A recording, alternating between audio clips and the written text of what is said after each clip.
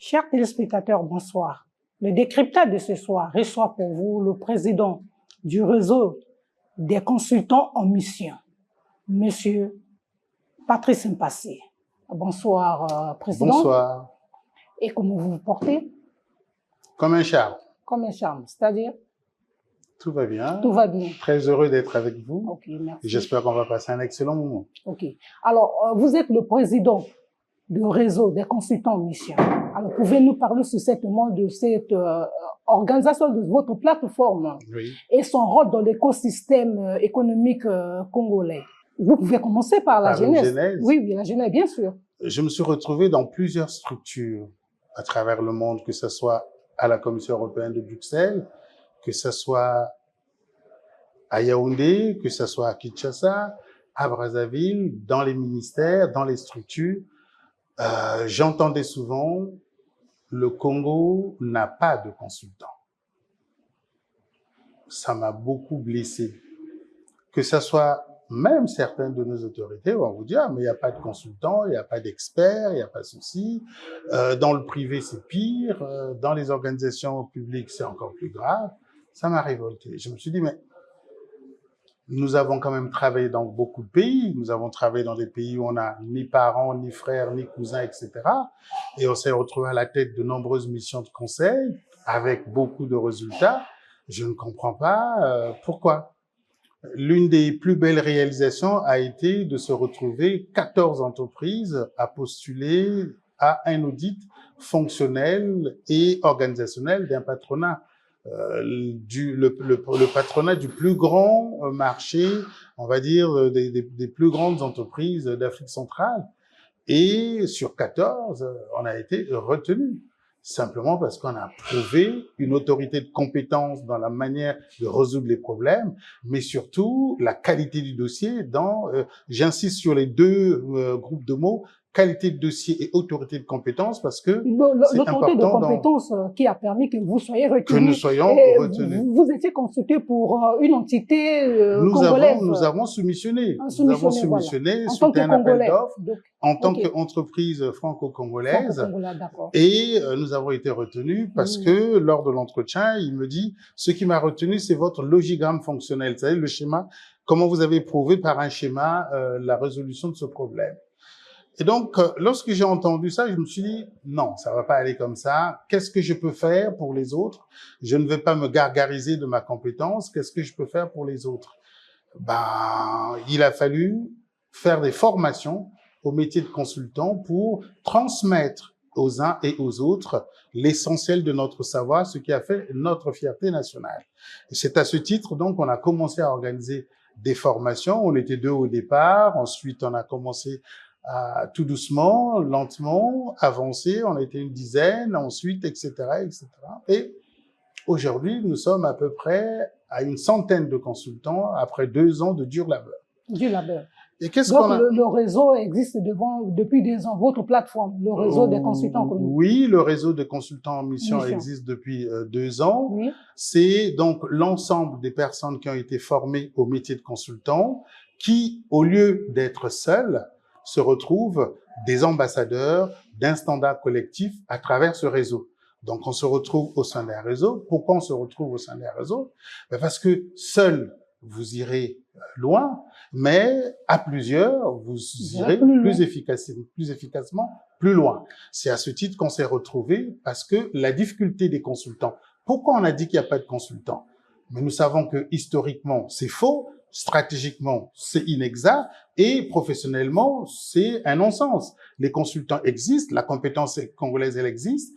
Il manquait simplement un cadre structurant cette offre-là. Et c'est ce cadre que nous avons tous conçu, qui a pour mission, justement, de valoriser l'expertise congolaise pour mettre un terme à l'expression « il n'y a pas de consultant au Congo ».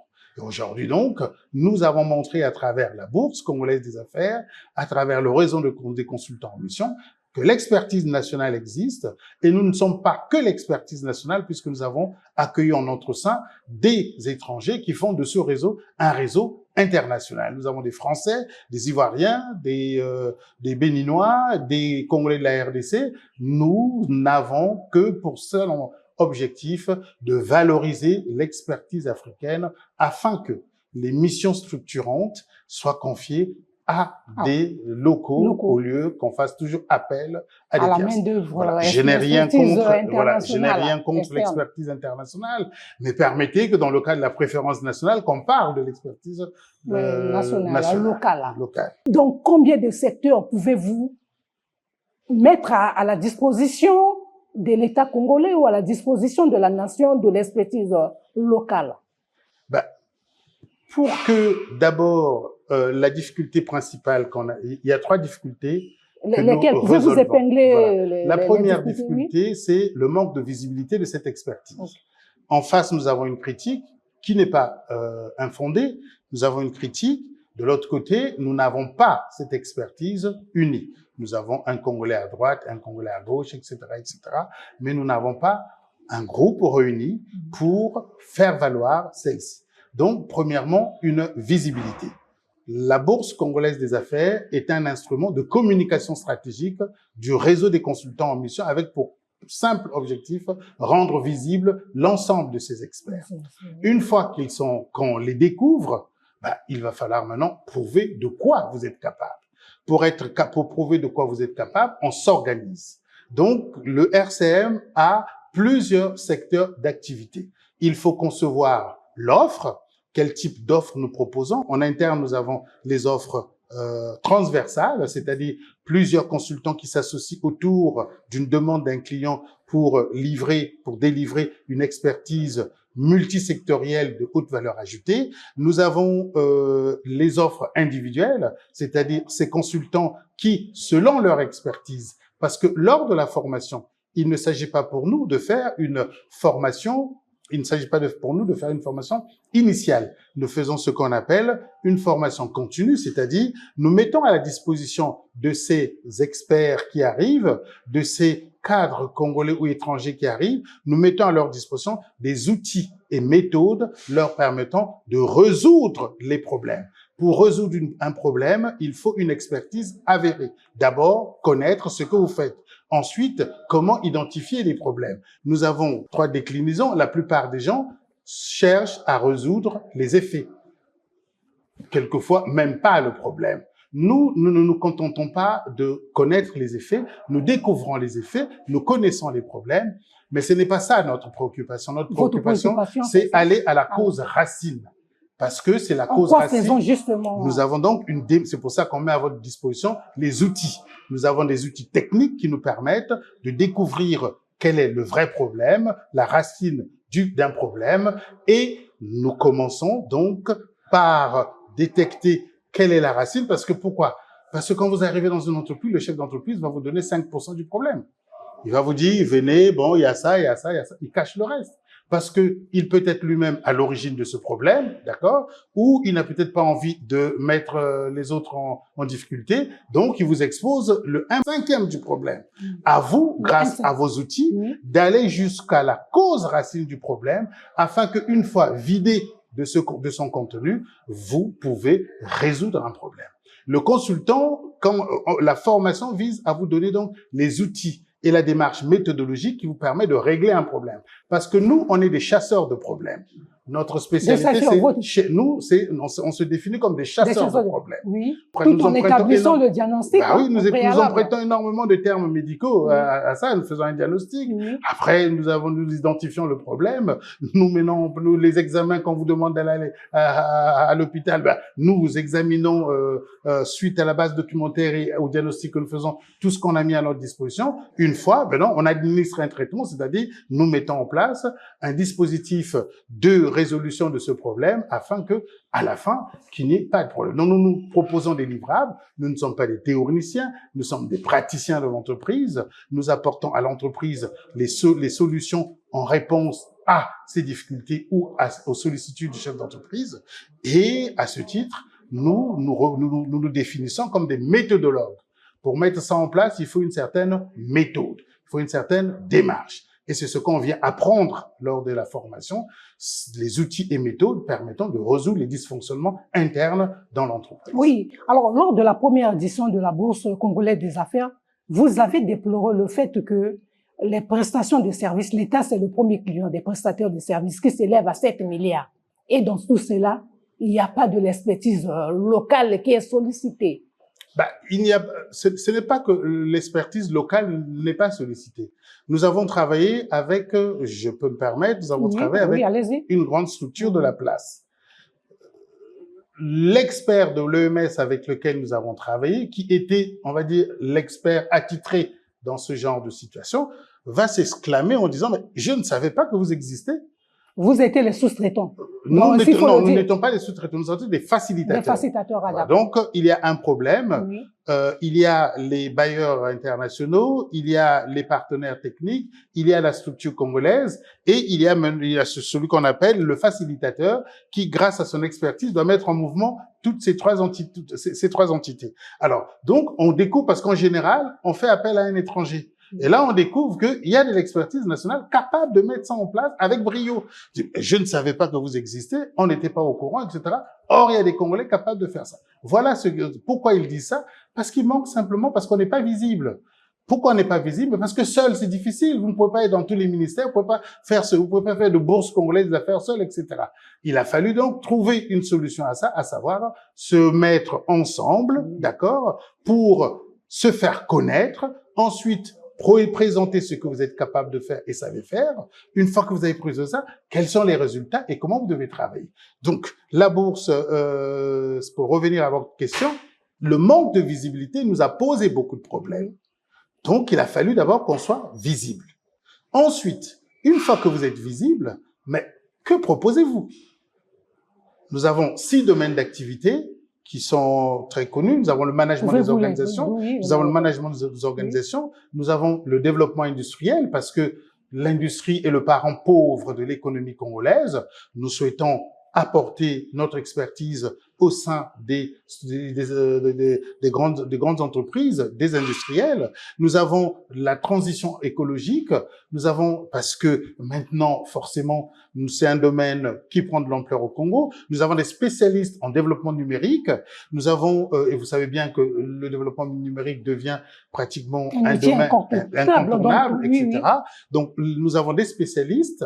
Nous avons l'un des meilleurs parmi nous à 24 ans, qui vient du Maroc et qui travaille. Nous avons donc 6 domaines d'activité qui regroupent tous les experts que nous avons. D'accord? Dans chaque domaine, nous avons des offres dédiées et la bourse est un outil qui nous permet de faire connaître tout cela auprès des différents invités. Et nous avons eu l'honneur, cette fois-ci, de recevoir quelques autorités et plusieurs chefs d'entreprise. Donc, vous êtes ancré spécifiquement dans les prestations de services, votre champ d'action, s'il faut le dire. On est des chasseurs de problèmes. Oui. Nous venons... Des chasseurs de problèmes. Un chasseur de problèmes, il vous observe. Il vous observe. Une fois que je suis rentré dans une entreprise, j'ai juste posé la question, mais si votre structure brûle, qu'est-ce qui se passe? Où sont les archives? Les archives, mais c'est ça et là. Comment vous, directeur, pouvez avoir des archives là? Tel que j'ai vu là, tiens, dites-moi, ça fait 3 jours que j'ai déposé notre offre de prestation de service. Est-ce que vous pouvez me retrouver ça? Il a fallu 3 jours pour retrouver le document. D'accord? Donc, nous avons bien compris que, pourquoi il me dit, mais pourquoi vous avez fait ça? Et parce que, en regardant comment vous travaillez, nous avons compris. Vous avez détecté, nous avons tout de suite détecté qu'est-ce que vous avez comme difficulté, quels sont les dysfonctionnements internes. Rien qu'en regardant, on n'a quelquefois pas besoin de creuser parce que nous avons des méthodes de travail qui nous permettent tout de suite d'aller au cœur du problème. J'ai échangé avec un directeur qui me parlait des difficultés qu'il avait dans sa structure. À la fin, je lui ai dit, le chef, le numéro 1 de tous ces problèmes, c'est vous-même. Je dis, mais comment ça? Ben parce que tel paramètre plus de Z, ça crée ça comme difficulté, comme autre difficulté, comme autre difficulté. Donc, ça ne m'étonne pas que vous ayez tous ces problèmes-là. Alors, Monsieur Passy, en tant que président du réseau des consultants en mission, alors, quelles sont les actions que vous menez pour se positionner dans l'arène publique au niveau national? Donc, le conseil est un métier stratégique que l'on ne confie pas à tout le monde. Dans tous les pays du monde, le conseil reste une valeur intrinsèque à la valeur ajoutée nationale. Et peut-être par ignorance, peut-être par confusion ou bêtise carrément, on s'est peut-être permis à confier ça à d'autres, mais nous savons que c'est un métier stratégique qui ne s'improvise pas, d'accord? On ne peut pas être expert et devenir consultant, d'accord? Même si le consultant peut être expert, mais beaucoup d'experts font du conseil par empirisme, d'accord? Et nous pensons qu'il faut rétablir par empirisme, donc on peut être expert sans être consultant. On n'est pas consultant qui veut. Parce que c'est un métier qui a besoin, qui répond à des règles précises. Parmi lesquelles? Parmi lesquelles, il faut bien maîtriser les outils d'investigation, les appareils de solutions à mettre, parce que toutes les missions ne se valent pas et ne se ressemblent pas. Ça vous permet de développer une expertise pointue dans l'ensemble des dossiers et vous avez une réserve, une marge de compétences incroyable pour pouvoir faire face aux différentes préoccupations parce que vous développez ça. L'expert, il dit la règle. L'expert, il dit ce qui existe, mais dire la règle ne veut pas dire résoudre les problèmes, d'accord? Le consultant a cette capacité, grâce à ses outils, de chasser les problèmes tout de suite, d'identifier les problèmes, tout de suite d'apporter de concevoir des appareils. Oui. Dire une solution, c'est trop court pour nous. Nous, on conçoit des dispositifs, des appareils de solutions permettant de manière durable et pérenne de résoudre les différents problèmes auxquels sont confrontées les organisations. Quels sont les critères ayant concouru à regrouper? Vous avez dit que votre organisation compte au moins plus d'une centaine de consultants. D'abord, il a fallu former. Quel est le rôle de la formation? C'est de standardiser la démarche, que tous les consultants aient la même démarche pour résoudre les problèmes. On a besoin de cette standardisation de la démarche, du déroulement, parce qu'ils aient le même niveau d'appréhension, le même niveau de compréhension. Voilà, qu'ils aient le même niveau de détection de problèmes, qu'ils aient le même niveau de diagnostic de problèmes, qu'ils aient le même niveau d'investigation sur site, qu'ils aient le même niveau de compréhension d'un problème, qu'ils aient le même niveau de gestion de l'information, parce que notre métier tourne, la matière première de notre métier, c'est l'information. Et l'information, dans nos contrées, c'est pas une donnée publique. Chez nous, l'information demeure encore un enjeu de pouvoir. Et donc, quand vous accédez, quand vous arrivez dans une structure, en général, on a du mal à vous donner l'information. Parce que, et celui qui vous donne ça et celui qui garde ne comprennent pas toujours le rôle, la finesse, l'importance. Donc, c'est à vous. Vous devez développer des techniques pour accéder à cette information-là, tout en rassurant votre partenaire ou votre client que ces informations restent confidentielles, restent pour vous. Le consultant est une pure et vraie top, d'accord? Il garde tout pour lui. C'est une pure et vraie tombe à la place de tombe. Il garde pour lui une tonne d'informations parce que sans les divulguer. Mais non, mais la confidentialité veut que pour un consultant est de mise. Vous signez un contrat de confidentialité. Oui, avant tout début de prestation, vous signez une clause de confidentialité qui vous impose le secret absolu sur ce à quoi vous accédez, d'accord? Donc, on a la recherche de l'information, on standardise la compréhension d'une situation et après, on standardise aussi la mise en œuvre, la réalisation. Une fois qu'on a été bien formé, d'accord? Vous avez maintenant le réseau qui vous permet de savoir que seul vous ferez des choses extraordinaires. On sait qu'il y a beaucoup de consultants, c'est le parent de X, il a été mis là pour ceci, etc., etc.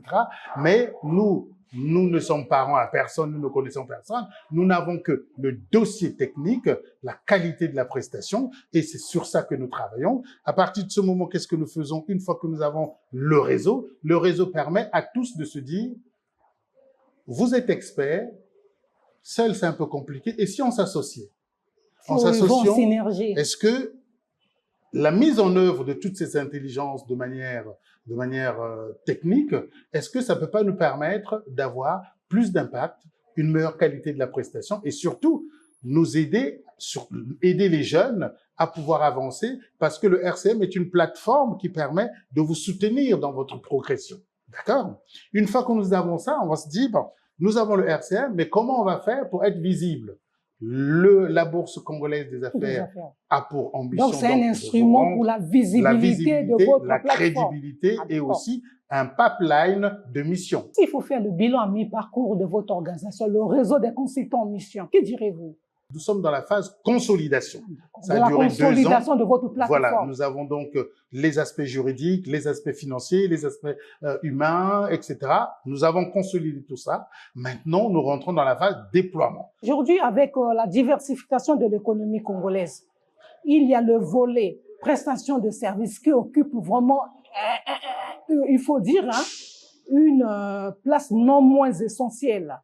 Parce que qu'est-ce qu'il faut faire? Que vous jouez votre partition. Nous, on a... Dans ce projet de la diversification de l'économie. Entre 7 et 11 milliards de francs CFA, rien que pour le conseil. Pour les prestations de services. Pour les prestations de services. C'est énorme, hein? Vous comprenez? Malheureusement, c'est pas nous qui touchons ça. C'est plutôt l'extérieur. Mais c'est tout à fait normal et c'est de bonne guerre. Qu'est-ce qu'il nous reste à faire? Comment faire? Donc, on se pose la question. Comment faire pour récupérer ces dividendes financiers? Plus de la moitié. De la moitié.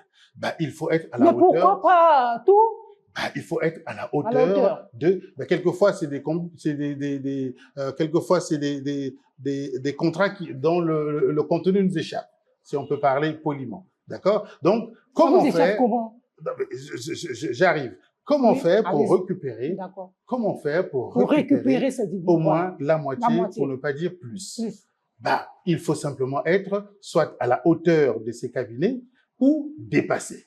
Or, nous avons quelque chose. Nous sommes à la hauteur de ces cabinets et nous avons quelque chose de plus. Nous avons la maîtrise de ce qu'on appelle du référentiel culturel.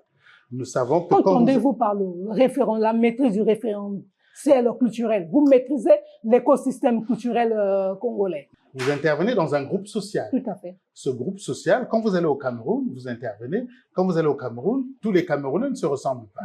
Les Bamileke fonctionnent différemment, les ceux-ci fonctionnent différemment, les Douala fonctionnent différemment. Et si vous avez une entreprise où la majorité est composée des Douala, vous devez adapter votre politique, votre mécanisme. Et la communication, et l'attitude, etc. Par rapport parce que chaque groupe a sa façon de fonctionner. Vous comprenez? Quand vous arrivez dans une entreprise, au-delà de la cartographie des parties prenantes que vous allez faire, de la compréhension du diagnostic, etc., vous verrez qu'il y a des éléments qui viennent à votre disposition, qui parviennent à votre connaissance, qui trouvent pour source souvent la culture. Nous avons une façon de mener notre investigation dans une entreprise et le 7e point s'appelle les valeurs partagées. Lorsque nous arrivons dans les valeurs partagées, nous sommes au cœur de la culture. Une fois, j'ai travaillé dans une banque et la préoccupation de cette banque, c'était gérer la question des retards et de l'absentéisme. Par curiosité, j'ai dit, est-ce que je peux savoir comment vous traitez ce problème? On m'a présenté le travail qui a été déjà fait par un précédent cabinet il y a 1 an, mais le problème persiste. Les gens viennent toujours en retard, les gens font ceci, etc., etc. Je me suis dit, ce problème persiste, ou je l'ai dit aux responsables, ce problème persiste parce que vous l'avez mal géré. Comment ça? C'était quand même un cabinet français. Oui, vous n'avez pas tenu compte d'un aspect important, l'aspect culturel. L'Africain, en général, parce que nous avons ce qu'on appelle un fonds commun culturel du nord au sud, d'est en est au centre, l'Africain en général n'a pas le même rapport au temps. Et si vous traitez du temps en Afrique, et si vous traitez la question temporelle de manière occidentale, vous êtes à côté, d'accord? Il faut intégrer notre gestion du temps avec toutes les conséquences, c'est-à-dire l'absentéisme, les explications, etc. Parce que la gestion du temps a un impact profond dans le respect des procédures, la gestion du temps a un impact lourd dans l'efficacité, la gestion du temps a un impact lourd dans la cohésion du groupe. Si vous ne tenez pas compte de ça, ben vous allez traiter ça plus scientifiquement, on passe à côté.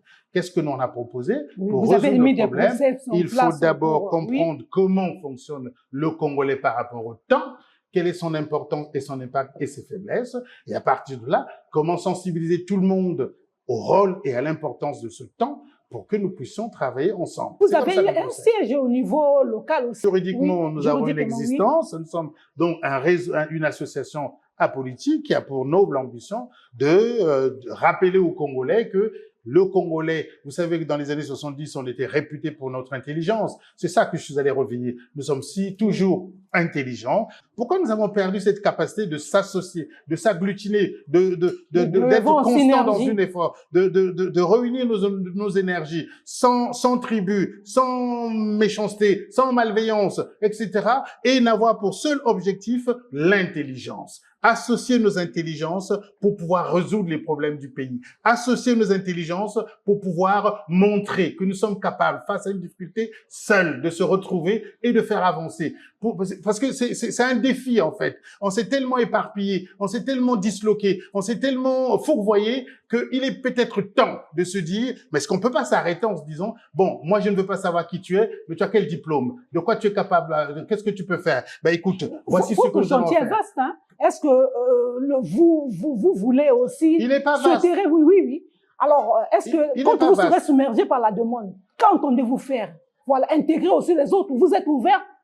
Le réseau ouvert à tous ceux qui est les Congolais. Je lance l'appel à tout Congolais vous avez l'occasion de lancer l'appel. Expert dans tel ou tel autre domaine, de venir se former pour pouvoir se former. C'est pas pour que nous gagnions de l'argent, non, parce que c'est nécessaire d'avoir les mêmes méthodes de travail, les mêmes outils de travail, pour que partout où nous allons, le RCM reste une marque. Vous ne pouvez pas être en groupe et puis chacun vient. On n'a pas besoin de débat d'école. Moi, je suis ingénieur, j'ai été formé là. Moi, je suis médecin. Non, tout le monde a la même démarche. C'est ce qu'on appelle les outils et méthodes. C'est pour ça le nom de la formation s'appelle formation au métier de consultant, outils et méthodes. D'accord? Donc, venez prendre les méthodes. Vous faites de l'intérêt, votre créé de l'intérêt collectif. L'intelligence au service de l'intérêt collectif afin de valoriser votre intérêt personnel. Parce que si vous êtes collectif, vous allez gagner de l'argent. Vous vous repartissez ça, d'accord? Au lieu de gagner 10 millions, faites l'effort de vous associer pour gagner 10 millions et partager, prenez 5, donnez 2 aux autres, 2, 5 aux autres pour l'apport. Et on retrouve les notions comme la confiance.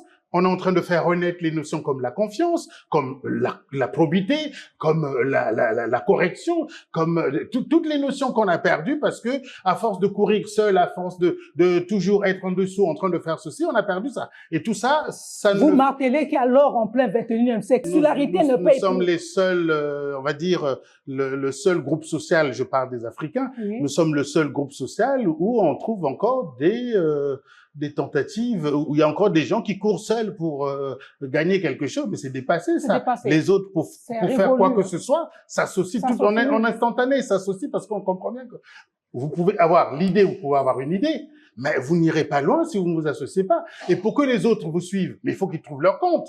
Pour que les autres vous suivent, il faut qu'ils gagnent quelque chose. Donc, vous devez veiller au fait qu'ils doivent gagner quelque chose, ils doivent trouver un compte, mais cela n'est possible que si vous avez une vision.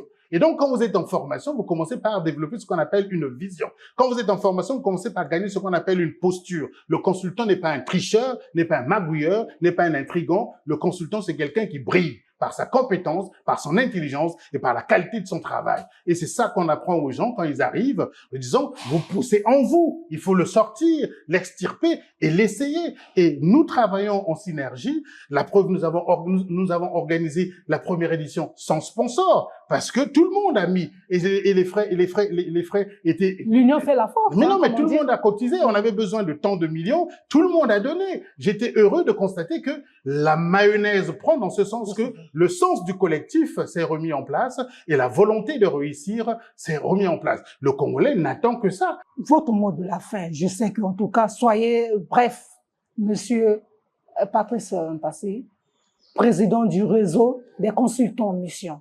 Qu'est-ce que vous pouvez dire? Le mot de la fin, c'est la compétence congolaise à traverser les océans. Elle fait ce que nous sommes. Je pense que si elle a traversé les océans, elle peut revenir à la maison. Nous la ramenons à la maison. Nous constatons que c'est pas facile, mais ce qui est facile est dangereux, sachez-le. C'est quand c'est difficile que c'est parfait. Et donc, ça vous permet de déployer votre expertise. Et nous l'avons fait, nous constatons que c'est possible. Tout le monde a envie de la compétence. Tout le monde a envie de réussir. Et quand on a commencé, tout le monde s'est mis, tout le monde a donné du temps, de son énergie. Vous pouvez pas imaginer ce que le groupe a fait pour que ça fonctionne. J'ai toujours dit que ce n'est pas mon idée. Je n'ai eu que l'idée, mais c'est pas mon affaire. C'est l'affaire de tous et de tous les Congolais. Alors, voici que nous avons donc la compétence. Le marché est là. La bourse sert à mutualiser les intérêts. En mutualisant les intérêts, c'est le Congo qui gagne. Et le RCM a pour noble ambition de faire gagner le Congolais. Et comme disait le président de la République, dans un autre contexte, c'est pas un feu de paille. C'est pour durer et pour aller plus loin, et nous irons. Ok, merci. C'est par ces mots du président des réseaux des consultants en mission, Patrice Mpassi, que nous mettons fin à cette émission de cryptage de ce soir. Merci et à la prochaine occasion.